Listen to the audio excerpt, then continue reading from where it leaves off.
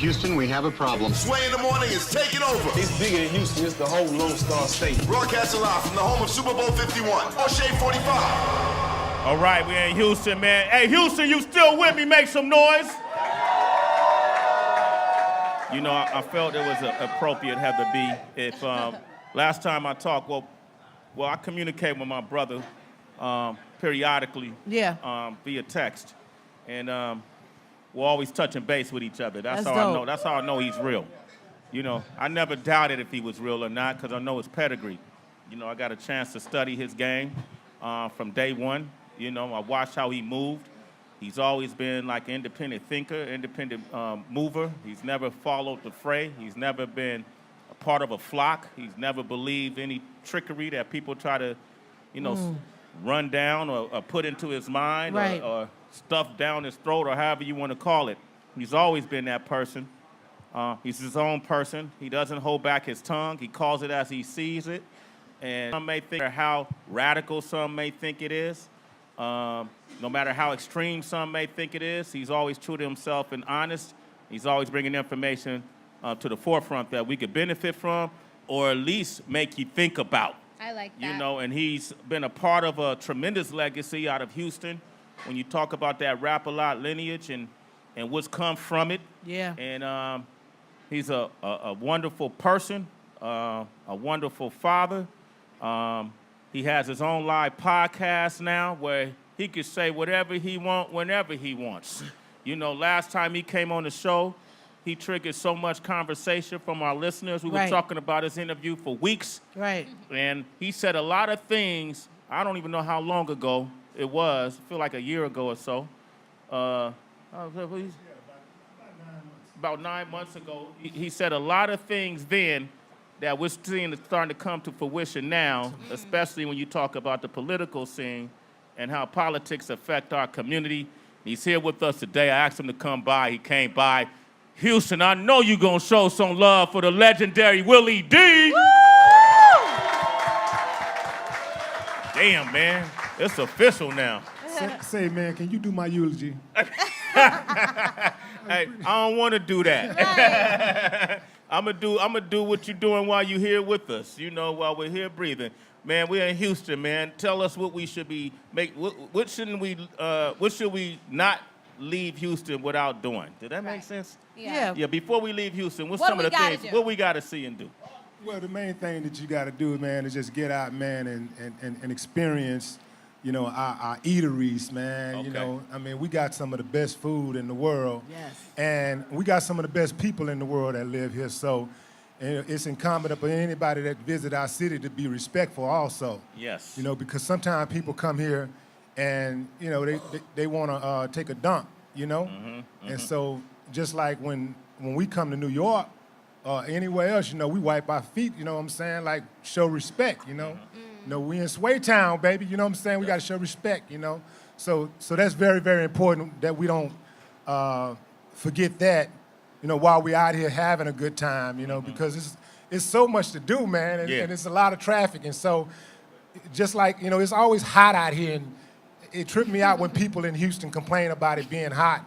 Like, you move to a hot climate, man, you know, like, right now, you know, you came to the Super Bowl to enjoy the Super Bowl. You know it's going to be crowded, so stop complaining about the traffic. It's like going to the club and knowing the club going to be hot and people going to be everywhere, but then you get mad when somebody bump into you or waste a drink. Yeah. You know, it goes with the territory. So, you know, just embrace the whole experience, man, and you'll be all right. Right. The Super Bowl coming to Houston, though, is great for the city economically, I would imagine. How does it, do you get a sense of that? Do you feel that? You know, everybody not winning, but a lot of people getting money right now. A whole lot of people getting money. And if you got a good service, a good product, man, you're likely to win. Okay. You know what I was thinking? This is my first time in Houston. Right. I'm hella excited. And I noticed that every city kind of has their language, you know? Like, New York always has, like, their different words and staples. I was talking to a really dope man over here, and he mentioned kinfolk, and that's, like, said in Houston. What are some other terms that I should know? Oh, wow, you know. Already. Wow. Num Tombat? Right? Know what I'm talking about. We That was coming good. down. We ain't coming D-O-W-N. We coming D-I-N-E. Dang. We coming down, Dang. you know. Okay. I mean, we got a plethora of sayings, man. Yeah. Yeah, you know. Um, I think people wake in H-Style just wake up and say, man, what can I say different? yeah. And ain't nobody else saying.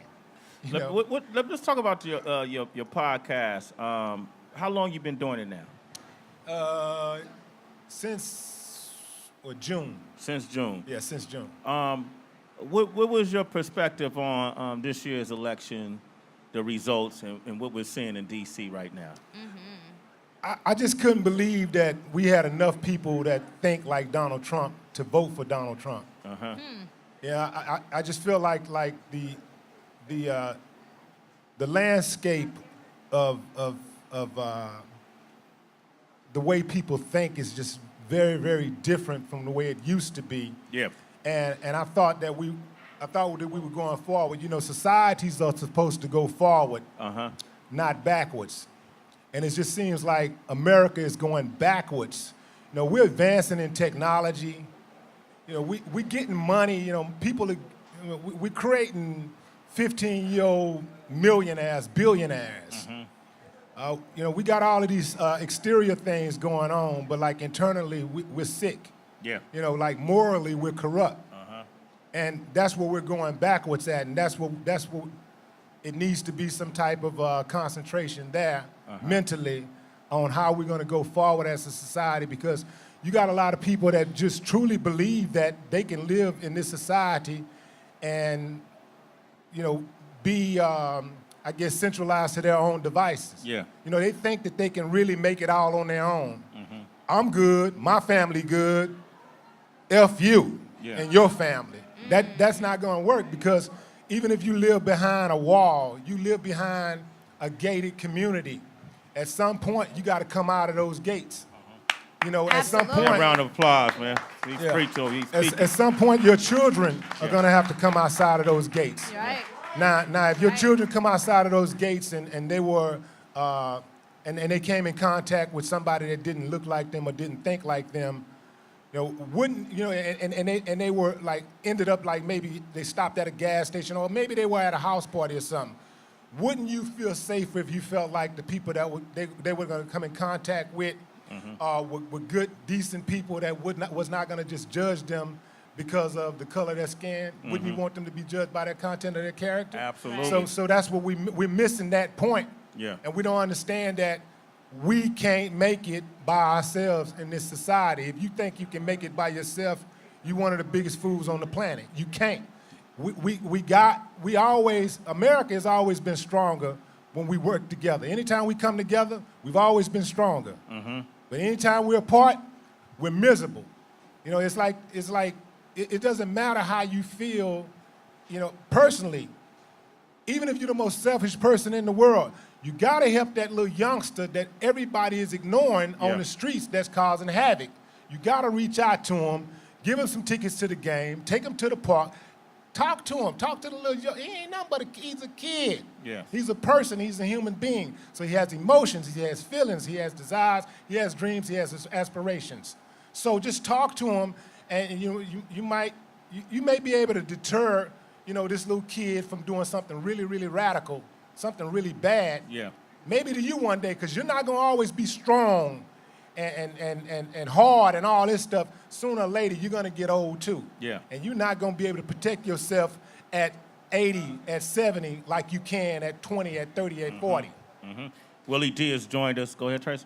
I was gonna say, I love everything that you're talking about, Willie. This is my type of conversation. And you mentioned the importance of talking, and I see that right now the art of communication is so needed, the mastery of that, because people are getting into very, very heated debates. There's a lot of impatience. Break down some key things that we should remember when we're speaking to someone who has political differences. Yeah, you know, it's that whole thing about, you know, agreeing to disagree. You know, like I have people in my life that's very, very close to me, and we got these.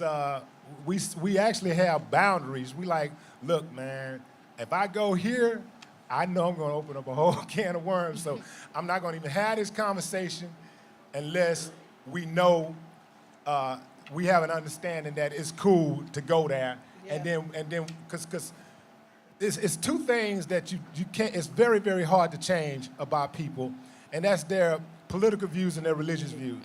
I mean, that's a squabble, man. That's a squabble. So our point in our arrogance, we like to try to change a person. Like we try to bend and mold and make a person think the way that we want them to think, and that's not really, how you should communicate. The idea of communication, is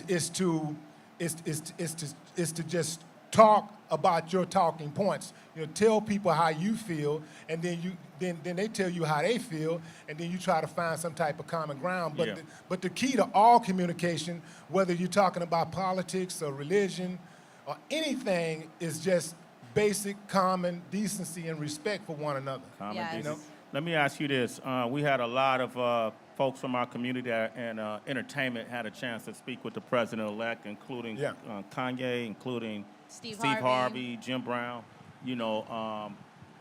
and they all came out and said they thought he was okay, and one of them even said that they love him, If you had a chance to speak with President-elect President Donald Trump, The election happened. yeah, It's still unbelievable. huh? what would you bring up to him? What would you talk about to him? What would you say? Hey, man, you need to pay attention to this. What would you say to him?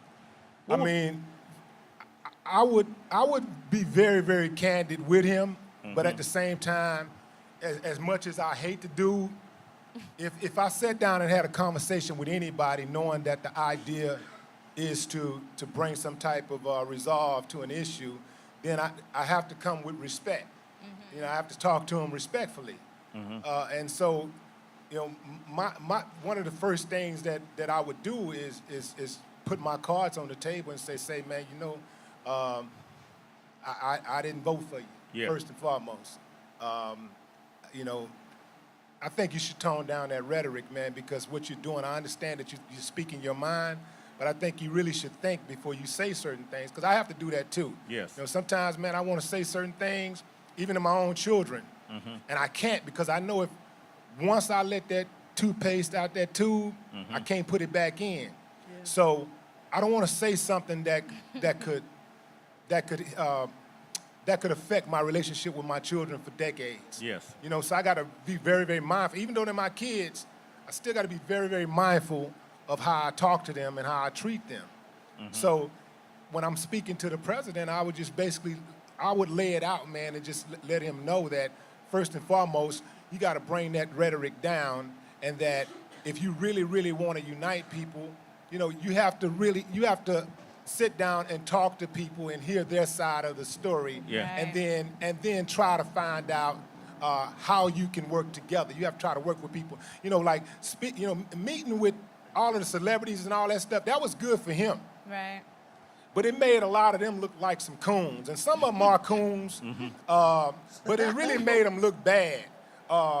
So for Donald Trump, his whole thing is doing what he wants to do. Yeah. I can't believe that, regardless of how it affects somebody else, he just does whatever. And I can't believe that after saying what he said and all of these tapes and stuff that was exposed about this man, that people still went out and voted for him. Like women voted for him, Hispanics voted for him, immigrants voted for him. All of these people that he was trashing during the whole election, these people voted for this man anyway. Yeah. Like, what about this dude while he was having his campaign and he's telling you who he is and what he's about and what he's gonna do?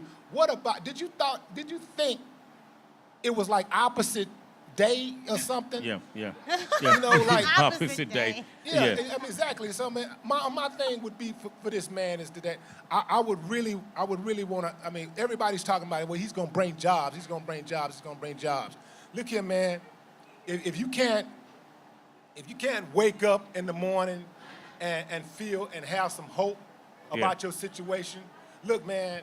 If you can't have hope about your situation, if you can't feel good about yourself and the next person, your neighbors, your neighbors' children, your co-workers and all that stuff. Man, the money, it doesn't matter how much money that you have in your pocket. Yeah. Right. You know, if you don't feel good about the relationships in your life, it doesn't matter how much money that you have. Willie D is here, ladies and gentlemen. Houston, make some noise for Willie D. He debuted the song Coon on our show, Sway in the Morning. And in that song, he exposed a lot of people to what he believes is coonery. And then you made Coon 2. Yes, sir. And you sent it to me, Sway, here's Coon 2. And then I remember being at my house listening to it and going, damn, that was my only response. Because I can appreciate somebody who's transparent and honest about what they feel and what they believe and not scared to say it. Yeah. You know, Coon 2 was necessary. Why? Because I didn't have enough time on Coon 1. Hey, you know, it's like, see, the Coons are very active, man. The Coons are, they active, man. What's Coon culture about? Yeah, the whole Coon culture is about getting money and distancing themselves from their people. Distancing themselves from their culture, their heritage. They want to just get as far away from it as possible, and they think somehow, if they can do that, they'll be accepted. But see, the way life works is that people will be around you for your money and your influence and stuff like that, but behind your back, they always talk down to you. Nobody respects a sellout. Even if I can use you as a sellout, I'm using you to get what I want. Yeah. I won't respect you. And that's the thing that Coons don't understand. Like, the establishment that they're trying to uphold and they're trying to strengthen, that establishment would never respect them because they're Coons. Like Donald Trump, I gotta say, he is a Coon lover. You know, he's great at Coon recruitment. No, that's a hashtag. Yeah, he's great. He's great, really. But the thing about it is that all of these people like Omarosa and that, what's that, Darrell Scott dude and the pastor, Armstrong, what's his name, the Armstrong guy, the conservative, the black conservative. William? Armstrong Williams. No, is that him? But go ahead. Whatever his name, what his name is, he's been a career coon. He's been cooning about 35 years, so he's real good at it. But all of these dudes, these people, man, the dude don't respect them. He laughing at them. He laughing at them because it don't even make sense, some of the positions that they hold, they uphold. It don't even make sense. And I was talking to, this past mayoral election in Houston, I endorsed an independent by the name of Bill King. He's a white dude. And he went against Sylvester Turner, who is a black guy. I didn't feel like Sylvester was the best guy for the job, based on his tenure and as a representative in the district that he's been serving for the past 26 years. I just didn't feel like he was getting it done. And so I was like, man, let's give this guy a chance. Now, Bill King was an independent, but he had to run on a Republican ticket because he couldn't get enough votes as an independent. But I understood the dude because, I know his background. He's reached across the aisle to work with people from all different backgrounds. He's been a strong businessman and a leader in the community for a long time. I thought he was the best man for the job. Did he win? I endorsed him. He lost. Okay. He lost, but he got very, very close. Okay. He got closer than any Republican has gotten, running for mayor like in the last 30 years or so. Okay. He got real, real close. But the thing is that, people had problems. If it was people that had a problem with that, and I'm like, man, at the end of the day, for me, I really do judge people by the content of their character, by man. Their character, right? Yeah, but I can't. I told Bill King straight up. And it's like I'm saying, and I can. We can correlate this with what I would say to Donald Trump. I told him straight up, sitting on his couch. I said, listen here, man. I'm gonna hold your feet to the fire. I'll endorse you. I'm gonna catch a lot of hell for endorsing you, but that's okay because as long as I'm standing on righteousness, I'm not worried about what anybody else says. That's what's up. So I'm good with that. I say, but You got to do everything you say you're going to do, and if you don't get it done, you at least got to try to get it done. And we got to feel as a people that you tried to get it done. Yeah. I understand sometimes everything don't work out, but at least try to get it done. And that's your But if message you to Donald. don't, Yeah. if you don't, I'm going to come at you just like I would come at any other enemy. And he was like, man, I ain't never met anybody in politics that truthful and honest before. Yeah. You know, but that's how I feel, you know, because my whole thing is that at night, whatever decisions that I make, whether you know, people think they're good or bad, I have to be able to sleep at night. So if I can sleep good at night, I don't care what I did, what I said, I'm good. I know I made the right decision. There you have it. Willie D. Houston, give it up for the legend, Willie D. A real one. Hey, man, I love when we get these moments. Yeah. You know, and continue success and stand by what you believe. You set an example for folks, man. You know what, man? I did want to say this here, man. You know, a lot of times, you know, people talk about, you know, what's going on in our communities with violence and stuff like that, and they say, well, you know, black lives don't matter, must not matter that much because look at how y'all doing each other. Yeah. And then so you know that we're operating under a system of white supremacy. I mean, look, man, I wish I didn't have to say that. You know, I wish I had. Go ahead, speak, man. I wish I had the exact same respect and opportunities as everybody else in this country, but I don't. You know, this is a racist country. I mean, the country is built on racism. I mean, it was built, and it's being upheld by, you know, people like Donald Trump and the people that he's picking to be in his cabinet and on the Supreme Court. So I wish I didn't have to talk like that, and I wish I didn't have to have this conversation with my own son or my own daughter. Yeah. But this is our reality. So when they say that we don't care, that's a lie. So when I want to say, they say we don't care about black on black crime. You know what I'm saying? Mm-hmm. They lie. That's what they say to justify their murder spree. Yeah. Desensitize the public so they can murder me. Mm-hmm. Fool me once, don't fool me twice. I've been to the pen, I ain't about that life. You pray that I move that package so you can make me wear that jacket and break up my home like you did with the welfare. Providing for my kids is not rare. You plot for my downfall immensely, trying to turn the whole world against me. Still I rise. I'm the preeminent. That's why you want to make me effeminate.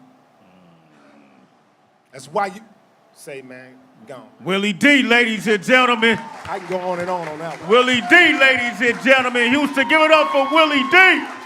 It's Sway in the morning, only on Shade 45. Kilo.